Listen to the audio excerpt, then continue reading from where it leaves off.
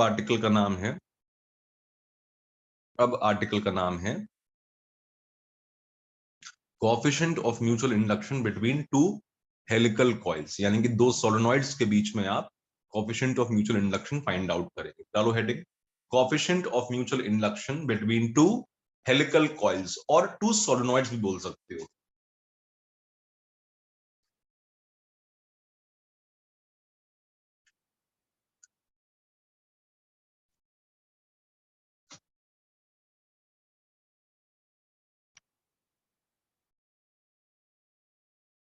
Coefficient of mutual induction between two solenoids या two helical coils, जैसे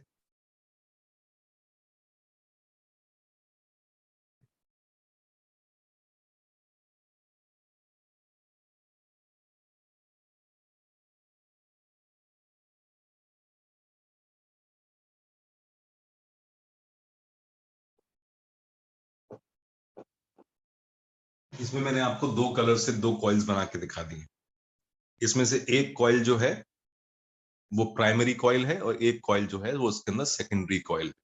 किसी को प्राइमरी किसी को सेकेंडरी मान सकते हैं, मगर मैंने क्योंकि ऑल्टरनेटिंग सप्लाई ऊपर वाले में लगा दिया है तो वो प्राइमरी कॉइल हो जाएगी, और जिसमें ईएमएफ अपने आप डेवलप होगा वो सेकेंडरी हो जाएगी। ठीक है, तो इसको मैं सेकेंडरी कॉइल मानता हूं और ये हमारे पास प्राइमरी कॉइल है। प्राइमरी कॉइल्स में नंबर ऑफ टर्न्स एनपी है और सेकेंडरी कॉइल में नंबर ऑफ टर्न्स एनएस है। तो दो कॉइल्स हमारे पास हैं। ठीक, अब जरा ध्यान से समझना, ये डेरिवेशन इंपॉर्टेंट है। प्राइमरी कॉइल में आप फ्लक्स को चेंज कराएंगे, करंट को चेंज कराएंगे, तो सेकेंडरी के अंदर फ्लक्स भी अपने आप चेंज होगा और उसमें डेवलप हो जाएगा इंड्यूस्ड ईएमएफ। ये दो सोलेनॉइड्स हैं जिनको एक के ऊपर एक लपेट दिया गया है।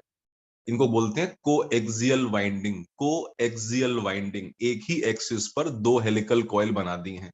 ये क्यों बनाई है? ताकि प्राइमरी का सारा फ्लक्स सेकेंडरी में से पास हो जाए। अगर मैं इसको बाहर निकाल के रख दूंगा तो प्राइमरी का सारा फ्लक्स सेकेंडरी में से पास नहीं हो पाएगा।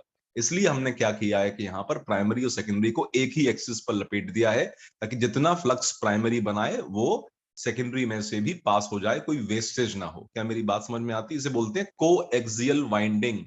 कोएक्सियल वाइंडिंग बोल देते हैं इसको। ठीक है, अब जरा ध्यान से मेरी बात सुनना। जब भी कभी आप इस तरह से फाइंड आउट करते हैं, किसको? जब भी आप इस तरह से फाइंड आउट करते हैं, किसको? म्यूचुअल इंडक्शन को, तो आप बेसिकली पहले सेकेंडरी में से पास होने वाला फ्लक्स निकालोगे और उसको phi is equal to M I के बराबर पुट कर दोगे। तो अगर गौर से सोचो, ध्यान से सोचो, तो मैग्नेटिक फील्ड कौन बना रहा है? Primary coil. Magnetic field secondary coil नहीं बनाएगी, मैग्नेटिक फील्ड तो प्राइमरी कॉइल बनाएगी। क्यों? करंट तो आप उसी में पास कर रहे हो। तो बीपी फॉर्मूला होता है मैग्नेटिक फील्ड का, B is equal to mu naught N I. ये सोलेनॉइड की मैग्नेटिक फील्ड का फॉर्मूला होता है। तो मैं फॉर्मूला पुट करूंगा, BP is equal to mu naught N P I P divided by L. क्या मेरी बात समझ में आई कि नहीं आई? तो एनपी डिवाइडेड बाय मैंने एल कर दिया, कोई दिक्कत नहीं है। कैपिटल एन कौन सा है? Total number of turns. और फॉर्मूले में यहां पर छोटा एन क्या होता है? Number of turns per unit length. बोलो हाँ कि ना? इसलिए मैं कैपिटल एन को अगर एल से डिवाइड कर दूंगा तो वो स्मॉल एल के बराबर हो जाएगा। कोई डाउट तो नहीं है उसके अंदर? बिल्कुल ठीक, इतना हमें समझ में आ गया। अब देखो, कायदे में तो ये एल जो होना चाहिए ना, एल, ये प्राइमरी कॉइल का लेंथ होना चाहिए। कायदे में तो जो जो तमीज बोलती है वो तो ये कहती है कि अगर आपने नंबर ऑफ टर्न्स प्राइमरी के लिए हैं तो आपको उसकी लेंथ भी प्राइमरी कॉइल की लेनी पड़ेगी। मगर फिलहाल मैं इसको एल लिख रहा हूं, बताऊंगा क्यों लिख रहा हूं। तो ये हो गई मैग्नेटिक फील्ड। अब हमें निकालना है फ्लक्स किसका? सेकेंडरी का। तो कितना होगा?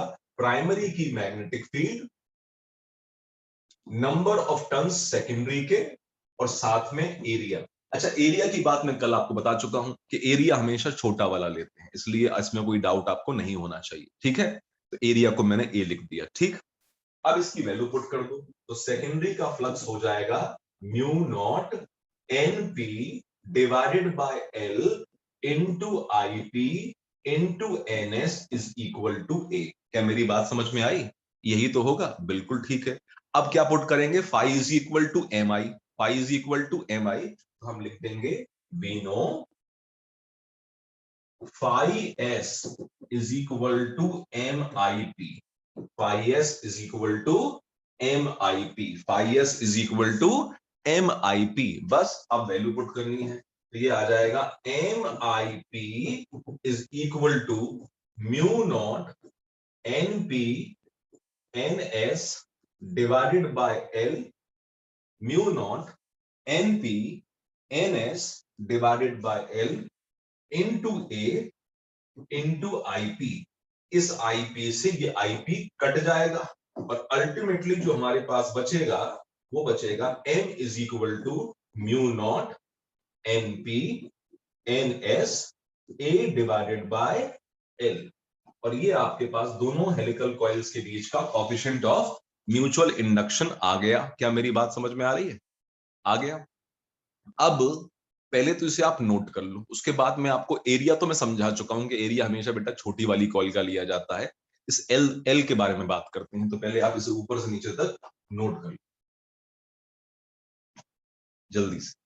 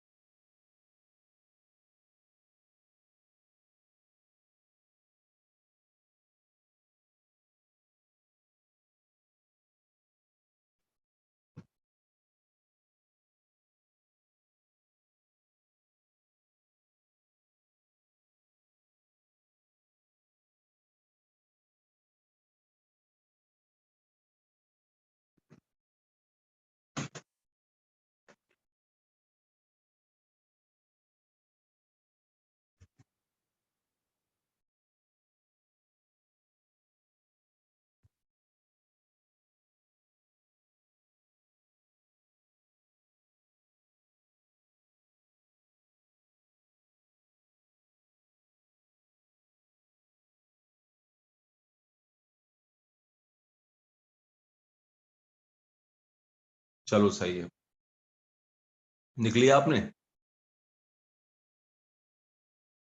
लिख लो Harshita.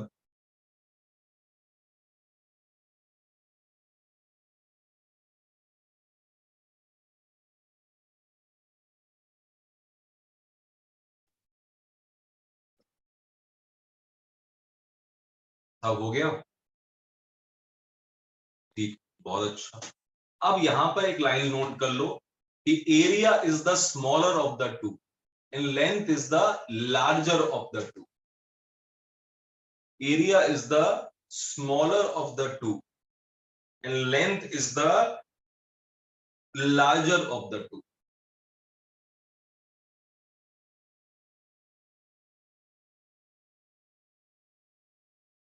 And length is the larger of the two.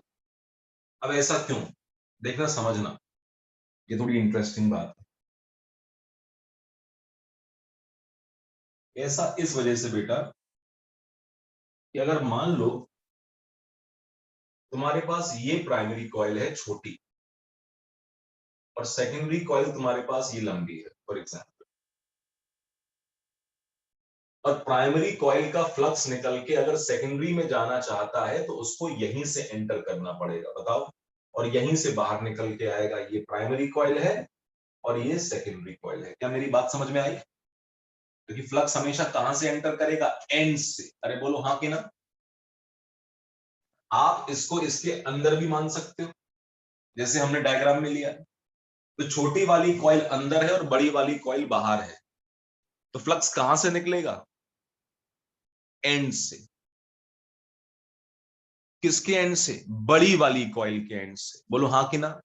और इसका उल्टा कर लो कि ये हमारे पास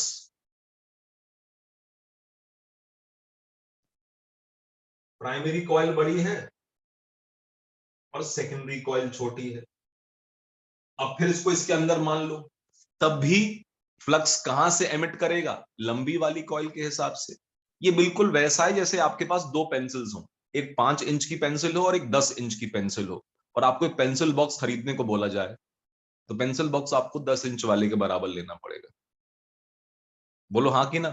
क्योंकि कॉमन लेंथ जो होगी वो लंबे वाले की ली जाएगी, बिकॉज फ्लक्स को एक्सटेंड होना पड़ेगा, चाहे वो प्राइमरी कॉइल छोटी में से निकल रहा हो चाहे प्राइमरी कॉइल बड़ी में से निकल रहा हो। अगर दोनों कॉइल्स एक दूसरे के अंदर हैं तो फ्लक्स की जो ओरिजिन होगी एंड से, वो बड़ी वाली कॉइल की लेंथ के बराबर ही ली जाएगी। क्या मेरी बात समझ में आ रही है? क्योंकि फ्लक्स जो होता है वो कॉइल्स के साइड से नहीं निकल सकता, कॉइल्स के एंड से ही निकलेगा। और कॉइल के अगर एंड से निकलेगा तो इससे फर्क नहीं पड़ता है कि प्राइमरी कॉइल छोटी है कि सेकेंडरी कॉइल छोटी है, वो बड़ी वाली कॉइल के एंड से ही तो बाहर आएगा। इसलिए लेंथ हमेशा बड़ी वाली ली जाती है। आपके हाथ में दो डंडे हैं, एक 5 फीट लंबा है एक 3 फीट लंबा है, और दोनों डंडे पकड़ के खड़े हुए हैं, छत गिर पड़े नीचे, तो छत कहां रुक जाएगी? 5 फीट पर। क्यों?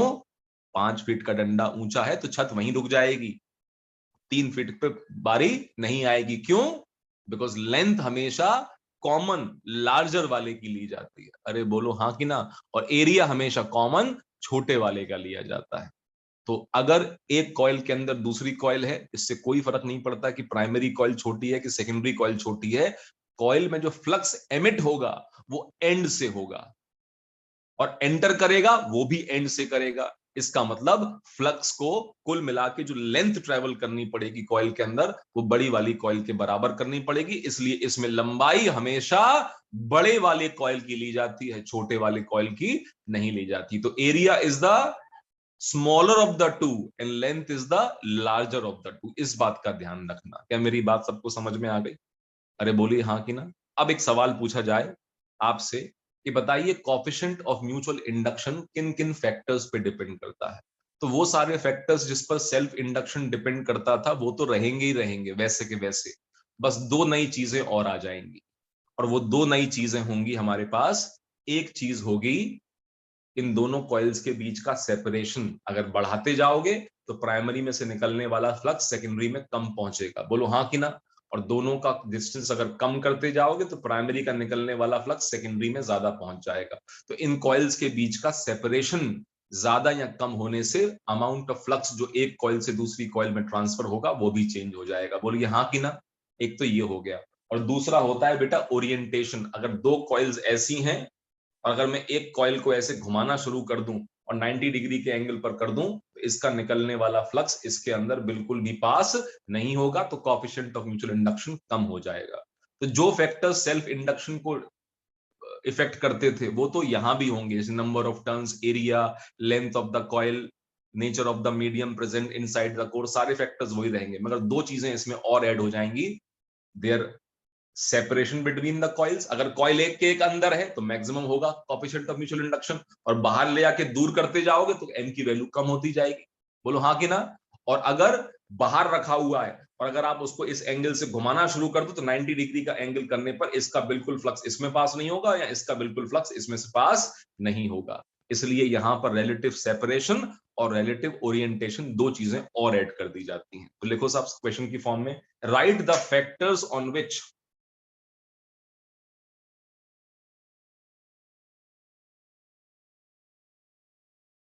write the factors on which coefficient of mutual induction,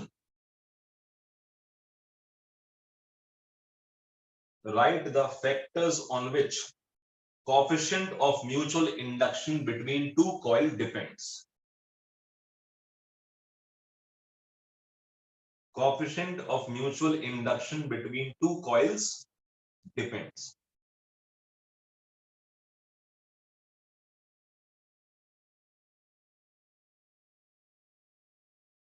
Coefficient of two coils depends. It depends upon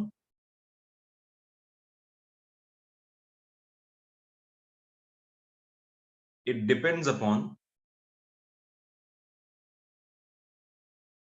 number of turns, area of the coil, area of the coil, length of the coil,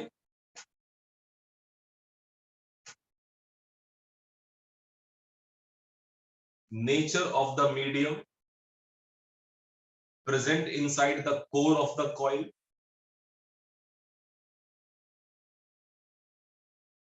nature of the medium present inside the core of the coil, separation between the coils and their relative orientation, and their relative orientation, and their relative orientation, and their relative orientation. ठीक, अच्छी बात। अब जो topic हम पढ़ेंगे इसका नाम है ट्रांसफॉर्मर। क्या नाम है इसका? ट्रांसफॉर्मर।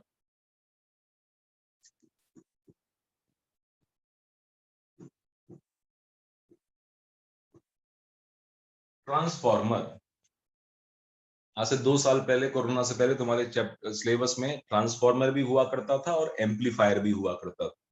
अब एम्पलीफायर आपके सिलेबस से हट गया है। जो आपका सेमीकंडक्टर डिवाइसेस में पढ़ाया जाता था वो अब नहीं पढ़ाते बेटा उसको। ठीक, तो एम्पलीफायर और ट्रांसफॉर्मर में इसलिए बोल रहा हूं दोनों शब्द एक साथ कि इनमें बहुत बड़ा फर्क होता है। जो फर्क समझने के लिए इंपॉर्टेंट है कि ट्रांसफॉर्मर तभी आपको अच्छे समझ में आएगा जब आप इन दोनों बातों का फर्क समझ पाए।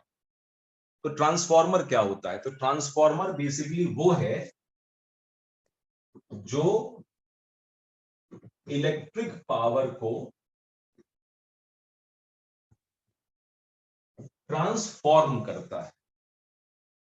ट्रांसफॉर्मर वो है जो इलेक्ट्रिक पावर को ट्रांसफॉर्म करता है, ट्रांसफॉर्म करता है। और एम्पलीफायर वो होता है जो पावर को बढ़ा देता है। ट्रांसफॉर्मेशन का बेसिक मतलब क्या होता है कि अमाउंट ऑफ सब्सटेंस चेंज ना हो, उसकी फॉर्म चेंज हो जाए। क्या मेरी बात समझ में आ रही? अरे बोलिए हाँ कि ना। तो ट्रांसफॉर्मर का नाम ट्रांसफॉर्मर क्यों पड़ा? क्योंकि ये ट्रांसफॉर्म करता है। ये इलेक्ट्रिक पावर को ट्रांसफॉर्म करता है, पावर को चेंज नहीं करता। तो पावर जो होती है वो ट्रांसफॉर्मर के अंदर कांस्टेंट रहती है। पावर ना तो घटती है और ना पावर बढ़ती है। किसमें? ट्रांसफॉर्मर के अंदर। मगर एम्पलीफायर जो होता है वो कुल मिला के पावर को बढ़ा देता है, इनहेंस कर देता है। इसलिए आपके कभी देखा होगा कि आपके कंप्यूटर में स्पीकर जो लगाए जाते हैं उसमें एक तो तार कंप्यूटर में लगाया जाता है आउटपुट का, और उसके बाद उन स्पीकर्स के तार को हमने बिजली के सॉकेट में भी लगाना होता है, तब जाके वो ज्यादा साउंड देते हैं। ऐसा क्यों? क्योंकि वो एम्पलीफायर है। वो कंप्यूटर की लो आउटपुट को हाई आउटपुट में कन्वर्ट कर देंगे। तो एक्स्ट्रा पावर कहां से आएगी? आपको बाहर से देनी पड़ेगी, क्योंकि वो एम्पलीफायर है। हर एक एम्पलीफायर जो होता है वो पावर ड्रिवन होता है, यानी कि उसको कहीं ना कहीं से बाहर से एनर्जी देनी पड़ती है। जैसे आपकी ब्लूटूथ के स्पीकर समझ लीजिए आप। ब्लूटूथ के स्पीकर जो हैं वो एम्पलीफायर है। और जो आप हेडफोन लगा लेते हैं या फिर ईयर प्लग लगा लेते हैं सिंपल तार वाले, सिंपल तार वाले, वो एम्पलीफायर नहीं होते। वो सिर्फ आवाज को आपके कानों तक लाते हैं डिवाइस के अंदर से। इसलिए ओवरऑल पावर को वो इंक्रीज नहीं करते, इसलिए उनके अंदर सेल भी नहीं पड़ते। नोटिस किया है? ब्लूटूथ के स्पीकर के अंदर सेल पड़ता है, बैटरी पड़ती है, उसको चार्ज भी करना पड़ता है। क्यों करना पड़ता है? क्योंकि वो पावर को एम्पलीफाई करता है, पावर को एम्पलीफाई करता है। मगर जो आपके सिंपल वायर वाले हेडफोन्स आते हैं वो पावर को एम्पलीफाई नहीं करते, वो तो बस आपकी पावर को आपके कानों तक लाते हैं। क्या मेरी बात समझ में आ रही है? तो पहली बात ये समझ लो कि एक ट्रांसफॉर्मर एक ऐसी डिवाइस है जो पावर को ट्रांसफॉर्म करती है, पावर को चेंज नहीं करती। और इसके बिल्कुल कॉन्ट्रास्ट के अंदर एम्पलीफायर वो पावर को इंक्रीज कर देता है। अब सवाल उठता है कि पावर को ट्रांसफॉर्म करने का मतलब क्या होता है? क्या पावर को किसी और चीज में कन्वर्ट कर देगा? नहीं, पावर को ट्रांसफॉर्म करने का मतलब ये होता है कि इलेक्ट्रिक पावर जो होती है ना बेटा, वो वोल्टेज और करंट का प्रोडक्ट होता है। तो पावर को आप इस तरह E इंटू आई लिख सकते हो। ई बेसिकली ईएमएफ वोल्टेज हो गया और आई मतलब करंट हो गया। तो पावर जो बेसिकली होती है वो ईएमएफ और करंट का प्रोडक्ट होती है। अगर मैं बोल रहा हूं कि इसने पावर को ट्रांसफॉर्म कर दिया, तो इसका मतलब होता है कि ये लो वोल्टेज पावर को हाई वोल्टेज पावर में कन्वर्ट कर सकता है, या फिर हाई वोल्टेज पावर को लो वोल्टेज पावर में कन्वर्ट कर सकता है, इस तरह से कि पावर ओवरऑल चेंज ना हो।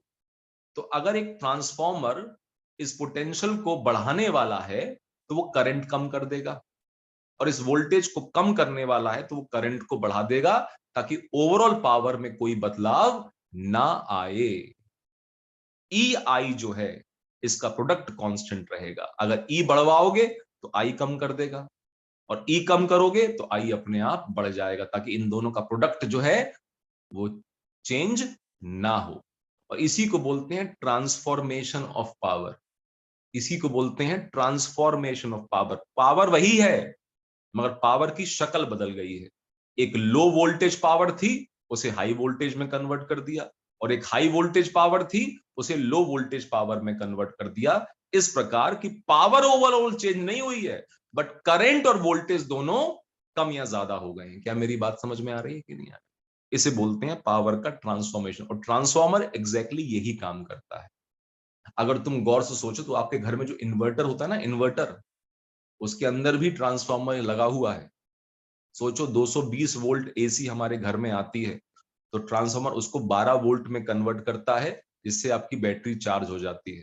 और जब लाइट चली जाती है तो वही 12 वोल्ट दोबारा से 220 कन्वर्ट करके आपको घर में बिजली दे देता है। तो वो 220 वोल्ट को 12 वोल्ट में और 12 वोल्ट को 220 वोल्ट में कन्वर्ट कर रहा है कि नहीं कर रहा है?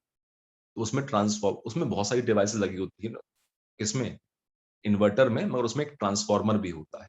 रेक्टिफायर नाम की चीज भी होती है, वो आप पढ़ोगे सेमीकंडक्टर डिवाइसेस में, जो एसी को डीसी में कन्वर्ट करता है, पर उसकी बात हम नहीं कर रहे हैं। आपके मोबाइल का चार्जर जो है ना, इसमें भी ट्रांसफॉर्मर है। सोचिए 220 वोल्ट एसी आ रहा है और वो 5 वोल्ट डीसी में कन्वर्ट कर देता है, तो 220 से 5 लाया कि नहीं लाया? 220 से 5 आया कि नहीं आया? तो ये वोल्टेज को कम करने वाला ट्रांसफॉर्मर है। अडेप्टर बोलते हैं इसको, सरल भाषा में अडेप्टर कह देते हैं लोग इसको। आपके मोबाइल का जो चार्जर है, आपके डेस्कटॉप का, आपके लैपटॉप का जो चार्जर है, ये भी तो एक तरह का ट्रांसफॉर्मर है, जो 220 वोल्ट को 40 वोल्ट में कन्वर्ट कर रहा है, 30 वोल्ट में कन्वर्ट कर रहा है। तो क्या पावर को चेंज कर रहा है? नहीं, पावर को चेंज नहीं कर रहा। ये पावर के वोल्टेज और करंट को चेंज कर रहा है, इस तरह से कि कुल मिला के करंट और वोल्टेज का प्रोडक्ट कांस्टेंट रहे। तो ये वोल्टेज को बढ़ाने वाला भी हो सकता है, जिसको हम बोलेंगे स्टेप अप ट्रांसफॉर्मर, और ये वोल्टेज को कम करने वाला भी हो सकता है, इसको हम बोलेंगे स्टेप डाउन ट्रांसफॉर्मर। अब स्टेप अप मतलब वोल्टेज बढ़ाने वाला, तो करंट कम कर देगा वो, और स्टेप डाउन मतलब वोल्टेज को कम करने वाला, तो वो करंट को बढ़ा देगा। तो ये मतलब होता है पावर को ट्रांसफॉर्म करने का, कि उसके करंट और वोल्टेज को चेंज कर दिया जाए, मगर करंट और वोल्टेज के प्रोडक्ट को चेंज ना किया जाए। तो transformer is a device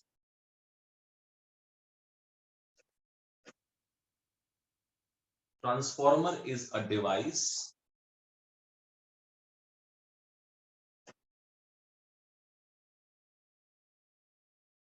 which can transform electrical power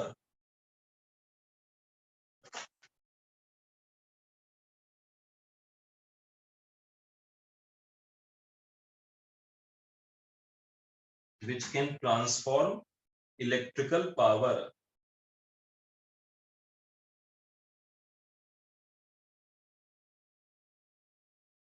that is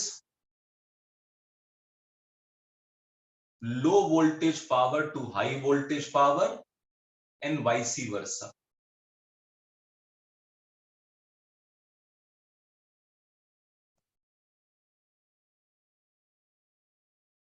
देखो बेटा, मुझे गुस्सा तो खैर नहीं आता, मगर तुम लोग दिला रहे हो। अगर तुम्हें कुछ पूछना है तो इसके ऊपर उज्जवल हाथ उठाओ और मुझसे बात कर लो। व्हाट्सएप पे तुम मैसेज टाइप करके भेज रहे हो, sir there is network error in my area so I can not raise hand. ये और सुन लो, ये कैसा नेटवर्क एरर है कि मेरी क्लास लगातार ली जा रही है, बस उसका हाथ ही नहीं उठ रहा है उसके अंदर।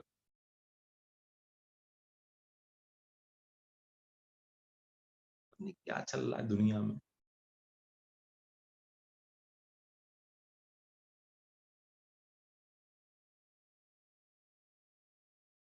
नितिन शर्मा?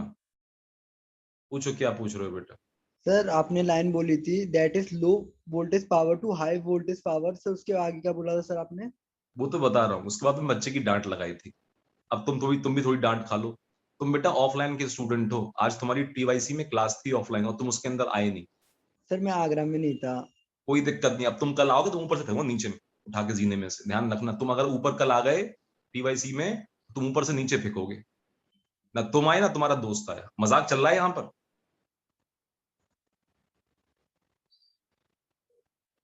जब मन चाहा ऑफलाइन क्लास, जब मन चाहा ऑनलाइन क्लास।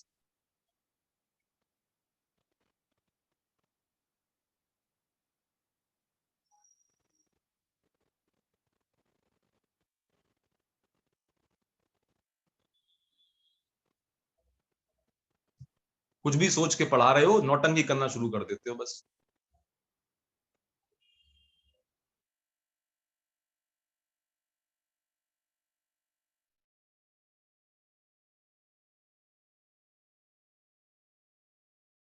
सुनो ध्यान से बेटा।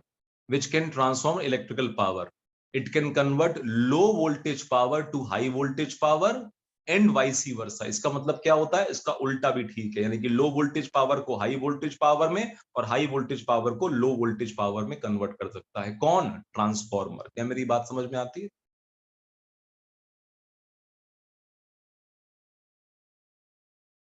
Transformers are of two types.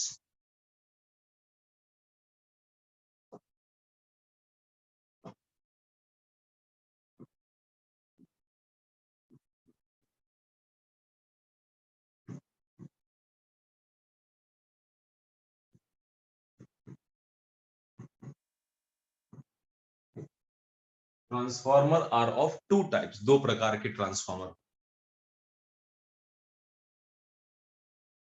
एक को बोलते हैं स्टेप अप और एक को बोलते हैं स्टेप डाउन। स्टेप अप वाला जो होता है ये लो वोल्टेज को हाई वोल्टेज में कन्वर्ट करता है, और जो स्टेप डाउन वाला होता है ये ट्रांसफॉर्मर हाई वोल्टेज को लो वोल्टेज में कन्वर्ट कर देता है। तो ध्यान रखना, ये जो स्टेप अप और स्टेप डाउन शब्द इस्तेमाल किया गया है, ये वोल्टेज को लेकर इस्तेमाल किया गया है। स्टेप अप वोल्टेज बढ़ाने वाला, स्टेप डाउन वोल्टेज कम करने वाला। अब ये कॉमन सेंस की बात है कि स्टेप अप जो होगा वो करंट को कम कर देगा क्योंकि इसने वोल्टेज को बढ़ा दिया है, और स्टेप डाउन जो होगा वो करंट को बढ़ा देगा क्योंकि इसने वोल्टेज को कम कर दिया। इसका ध्यान रखना, बस दिमाग में ये रखो कि स्टेप डाउन और स्टेप अप जो है ये वोल्टेज के हिसाब से शब्द दिए गए हैं। तो स्टेप अप कौन सा ट्रांसफॉर्मर होगा? जो वोल्टेज बढ़ाएगा, और जो वोल्टेज बढ़ाएगा उसे करंट तो कम करना ही पड़ेगा। तो स्टेप अप जो होगा वो करंट कम करने वाला ट्रांसफॉर्मर हो गया, और स्टेप डाउन जो है वोल्टेज कम करने वाला ट्रांसफॉर्मर है, क्योंकि स्टेप डाउन ये शब्द दिया गया है वोल्टेज के हिसाब से। तो स्टेप डाउन वोल्टेज को कम करने वाला, और स्टेप डाउन अगर वोल्टेज को कम कर रहा है तो पक्की बात है इसने करंट बढ़ा दिया होगा। तो कौन सा ट्रांसफॉर्मर करंट को बढ़ाएगा? स्टेप डाउन वाला करंट को बढ़ाएगा। और कौन सा ट्रांसफॉर्मर करंट को कम करेगा? तो स्टेप अप वाला करंट को कम करेगा। बस तुम्हें करंट वरंट याद नहीं रखना है, बस तुम्हें ये याद रखना है कि स्टेप अप और स्टेप डाउन, ये अप और डाउन शब्द वोल्टेज को लेके बताए गए हैं। स्टेप अप वोल्टेज बढ़ाने वाला, स्टेप डाउन वोल्टेज कम करने वाला। क्या मेरी बात समझ में आती है? और जो वोल्टेज के साथ होगा करंट के साथ उसका उल्टा हो जाएगा। पक्की बात है? आगे लिखें। प्रिंसिपल, किस प्रिंसिपल पर बेस्ड होता है? Working of transformer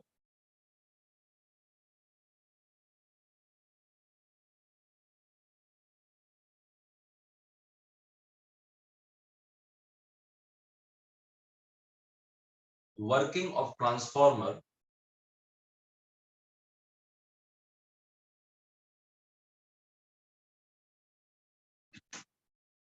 depends upon the phenomena called electromagnetic induction.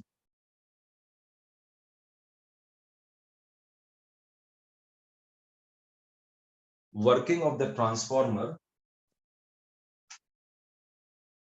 depends upon the phenomena called electromagnetic induction, specifically mutual induction. Specifically mutual induction. Specifically mutual induction. Specifically mutual induction.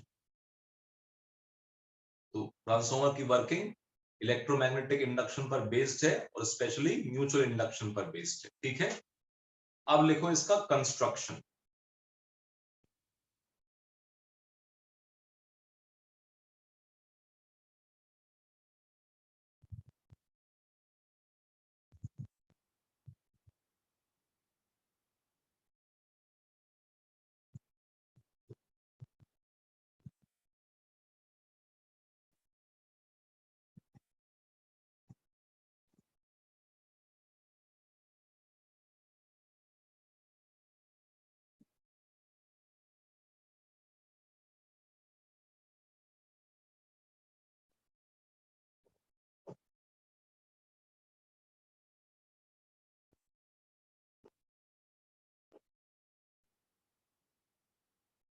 ये primary coil, ये secondary coil, इसमें number of turns Np, इसमें number of turns Ns।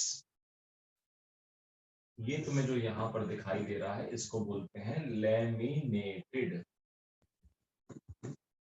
Iron core.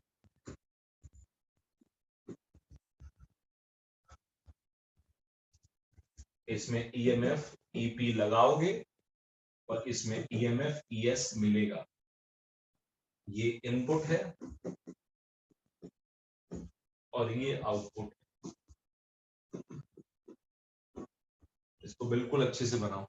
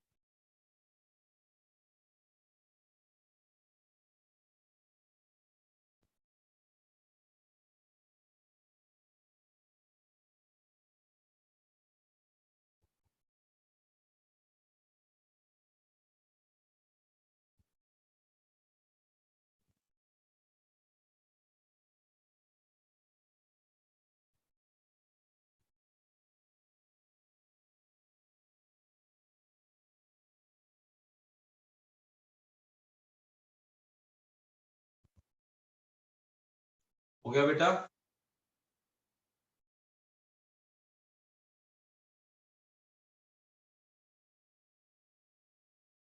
लिखो। तुम्हें यहाँ पर जो white colour वाला हिस्सा दिखाई दे रहा है ये एक लेमिनेटेड आयरन कोर है। क्या है? Laminated iron core. और दो तुम्हें येलो कलर की कॉइल्स दिखाई दे रही है। लेफ्ट वाली जो है वो प्राइमरी कॉइल है और राइट वाली जो है वो सेकेंडरी कॉइल। तो समझो ध्यान से। It consist of two coils. It consist of two coils, primary and secondary, made by, it consists of two coils, primary and secondary, made by winding the insulated copper wire, made by winding the insulated copper wire over the laminated iron core. Winding the insulated copper wire over the laminated iron core, over the laminated iron core, over the laminated iron core। अब देखो यहां पे कुछ समझने वाली चीजें हैं। पहली बात तो मैंने यहां पे शब्द इस्तेमाल किया इंसुलेटेड कॉपर वायर। अब इस इंसुलेटेड कॉपर वायर का मतलब क्या होता है? अगर मैं नेकेड कॉपर वायर लेता और उसको ऐसे लपेट देता ना बेटा, तो ये कॉइल शॉर्ट कर जाती है आपस में।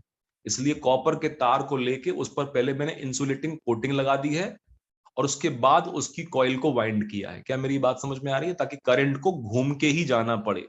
अगर ये सब नेकेड वायर का बना होता तो करंट इसमें ऐसे चला जाता, करंट घूम के नहीं जाता, और घूम के नहीं जाता तो फ्लक्स नहीं बनता, और फ्लक्स नहीं बनता तो फ्लक्स पास नहीं होता, तो म्यूचुअल इंडक्शन वाला फिनोमेना नहीं होता।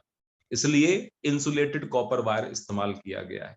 अब सवाल उठता है कि ये लेमिनेटेड आयरन कोर क्यों इस्तेमाल किया है? तो आज आते ही जो बच्चों ने सवाल पूछा कि एडी करंट्स को कम कैसे कर सकते हैं, तो उसका जवाब यही है।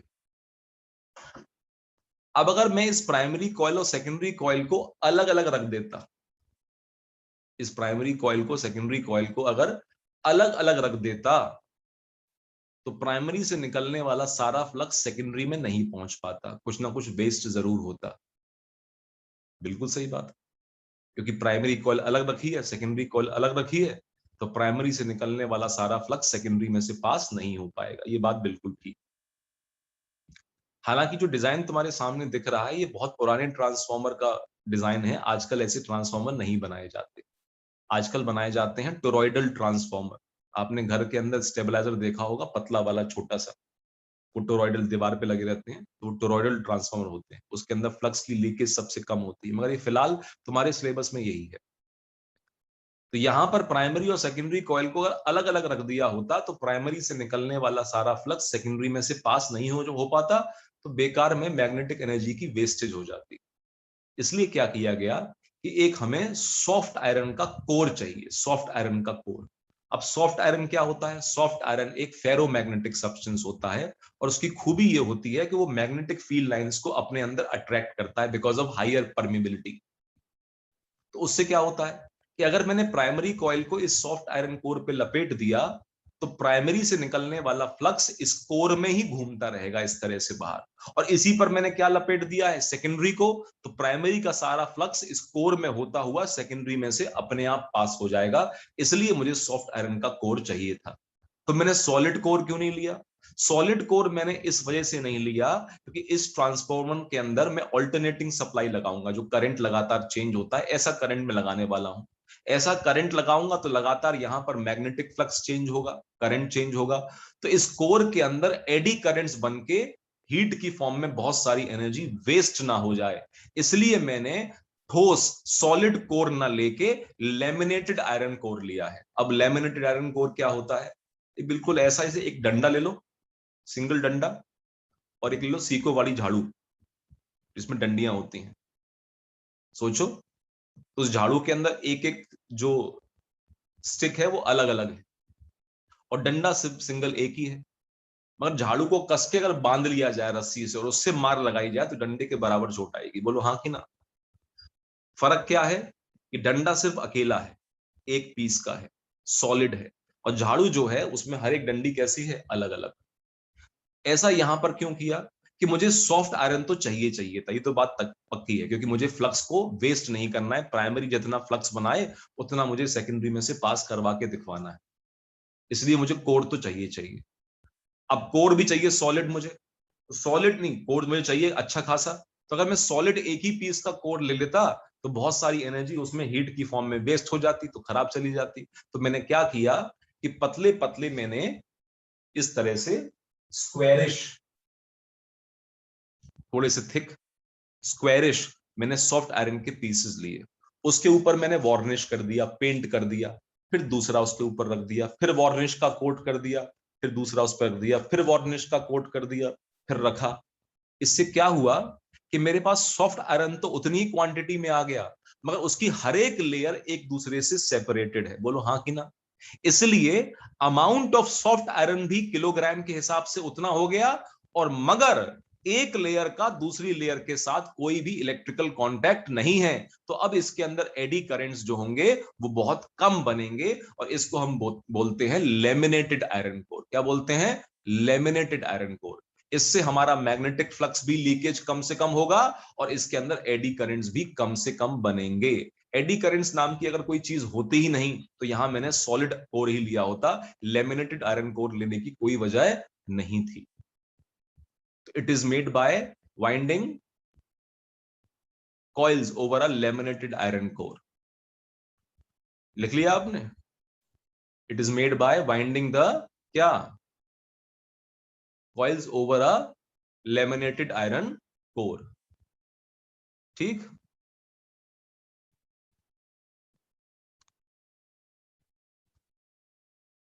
अब दो कॉइल्स होती हैं इसके अंदर, एक प्राइमरी कॉइल होती है, एक सेकेंडरी कॉइल होती है।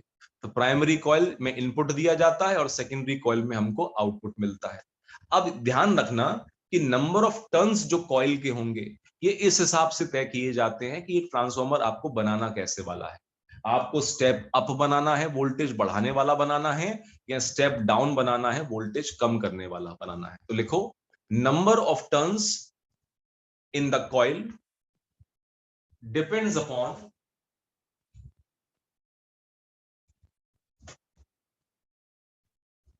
number of turns in the coil depends upon the type of transformer,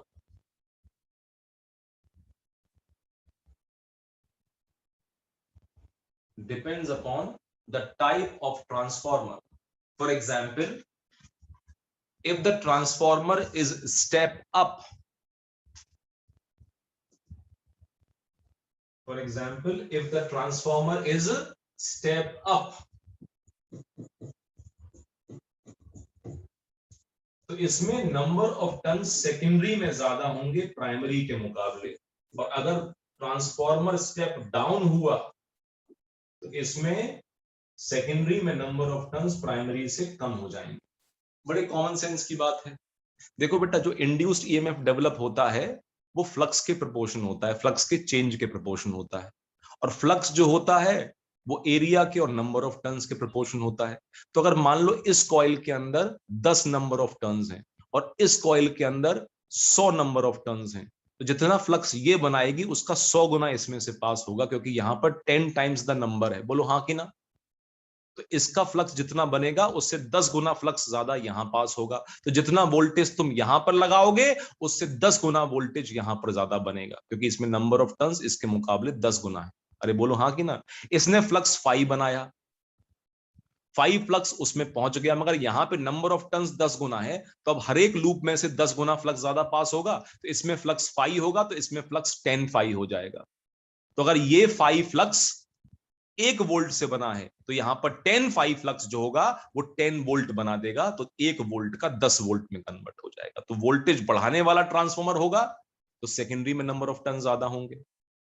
और मान लो तुम्हें वोल्टेज कम करना है, तो जितने ज्यादा यहां पर टर्न्स हो और जितने कम यहां पर टर्न्स हो उतना फ्लक्स सेकेंडरी में कम हो जाएगा और उतना ही वोल्टेज भी कम हो जाएगा। तो नंबर ऑफ टर्न्स इस बात पे डिपेंड करेंगे कि ट्रांसफॉर्मर स्टेप अप वाला बनाना चाहते हो या स्टेप डाउन वाला बनाना चाहते हो। अगर ट्रांसफॉर्मर स्टेप अप वाला बनाओगे तो नंबर ऑफ टर्न्स सेकेंडरी में ज्यादा करोगे, और स्टेप डाउन वाला बनाना चाहोगे तो सेकेंडरी में नंबर ऑफ टर्म्स को प्राइमरी कॉइल के टर्म से कम करना पड़ेगा। जैसे फॉर एग्जांपल, मान लो कि आपका इन्वर्टर है, वो 220 वोल्ट आ रहा है, उसको 12 वोल्ट में कन्वर्ट कर रहा है। मैं भी फिलहाल आपको रेक्टिफायर का कुछ नहीं सिखा रहा हूं, मैं सिर्फ इतना बता रहा हूं कि 220 वोल्ट आपके घर में आ रहा है और वो 12 वोल्ट में कन्वर्ट हो रहा है।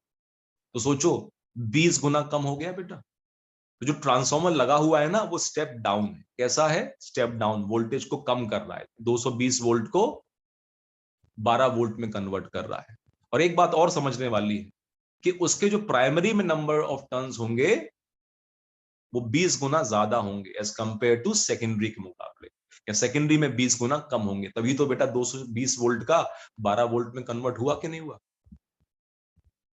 और अगर सेकेंडरी में तुम लगा दोगे इनपुट तो आउटपुट में 20 गुना वोल्टेज बढ़ के आएगा। तो जब लाइट चली जाती है ना तो आपका वही ट्रांसफॉर्मर उल्टा काम करना शुरू कर देता है। अब उसकी सेकेंडरी कॉइल प्राइमरी बन जाती है और प्राइमरी कॉइल क्या बन जाती है, सेकेंडरी। तो वो 12 वोल्ट को फिर 220 वोल्ट में कन्वर्ट कर देता है। क्या मेरी बात समझ में आ रही है? तो नंबर ऑफ टर्न्स इस बात पे डिपेंड करते हैं कि आपका ट्रांसफॉर्मर स्टेप अप होने वाला है या स्टेप डाउन होने वाला है। पक्की बात है। वैसे तो आगे और भी चीजें पढ़ी जाती हैं कि कभी कभी इन दोनों में नंबर ऑफ टर्न्स बराबर कर दिए जाते हैं। फिर कहोगे ये बेवकूफी क्यों करी, जब नंबर ऑफ टर्न्स बराबर हैं तो सेम वोल्टेज मिल जाए, कुछ होगा ही नहीं। इसको बोलते हैं सर्किट आइसोलेटर, यानी कि ये सर्किट अलग है और ये सर्किट अलग है। तो कभी अगर इसके अंदर वोल्टेज स्पाइक आएगा तो इसमें पास नहीं हो पाएगा, ये अलग चीजें होती हैं, तुम बाद में पढ़ोगे। मगर कहने का मतलब सिर्फ इतना है कि जो आपके सिलेबस में वो ये है कि स्टेप अप के अंदर नंबर ऑफ टन सेकेंडरी में ज्यादा होंगे और स्टेप डाउन के अंदर प्राइमरी में नंबर ऑफ टन ज्यादा होंगे और सेकेंडरी में नंबर ऑफ टन कम हो जाएंगे। क्या मेरी बात समझ में आई? ठीक। अब जो बड़े ट्रांसफॉर्मर्स होते हैं, बड़े ट्रांसफॉर्मर, छोटे मोटे नहीं, बड़े वाले जो पोल्स पर बाहर रखे होते हैं, पावर हाउसेस में लगे होते हैं, उसके अंदर ये सारा अरेंजमेंट जो होता है ना बेटा, एक बड़े से डब्बे के अंदर बंद होता है इस तरह से, और इस डब्बे के अंदर ऑयल भर दिया जाता है। क्या भर दिया जाता है? ऑयल। अगर तुमने कभी अपने घर के आसपास कोई ट्रांसफार्मर देखा हो तो वो ट्रांसफार्मर आपको ऐसा दिखाई देता है। ये ट्रांसफार्मर होता है, दो लाइंस लगी होती हैं और इस तरह से इसके अंदर फिन्स लगे होते हैं। नोटिस करना, कभी तुम्हें कभी मौका मिले, इस तरह से ऐसे फिन्स लगे होते हैं। नोटिस किया है? इस तरह से इसमें फिन्स लगे रहते हैं। तो जो बड़े बड़े ट्रांसफार्मर होते हैं उसमें सारा कॉइल का अरेंजमेंट इस तरह अंदर बंद कर दिया जाता है और उसके अंदर ऑयल भर दिया जाता है। ऑयल क्यों भर दिया जाता है? बेसिकली क्या होता है, ऑयल तुमने देखा घरों में आते हैं, रेडिएटर हीटर्स आते हैं, ठंडी जगहों पर रहते हैं वहां पर रेडिएटर हीटर्स में, तो उसके अंदर ऑयल गर्म होता रहता है और उसमें फिन्स लगे रहते हैं। तो ऑयल गर्म होता है, वो फिन्स को गर्म करता है और जो हवा कमरे की उससे टच होती है वो गर्म हो जाती है। तो ना तो ऑक्सीजन कम होती है कमरे के अंदर और कन्वेक्शन करंट सेटअप हो जाता है, तो पूरा कमरा गर्म हो जाता है। तो बेसिकली उसी प्रिंसिपल पे ये काम करता है। अब कॉइल वॉइल सब इसके अंदर है, primary coil, secondary coil, core सब इसके अंदर ही है। बड़े ट्रांसफार्मर जो होते हैं उसमें large amount of current flow करता है, तो हीटिंग इफेक्ट की वजह से कभी कभी कॉपर की कॉइल्स गर्म हो जाती हैं। तो वो ज्यादा लोड पड़ने से खराब ना हो जाए इसलिए उन कॉइल्स को ऑयल में डिप कर दिया जाता है।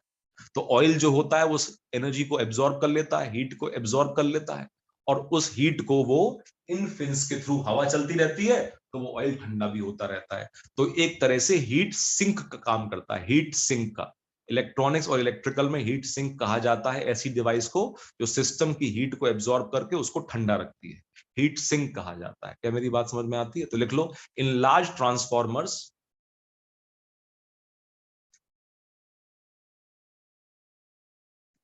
in large transformers,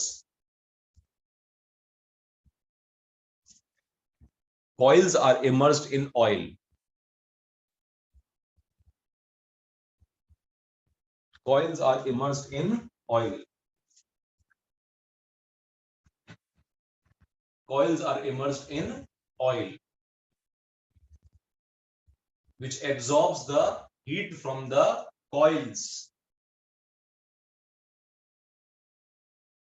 and acts as a heat sink.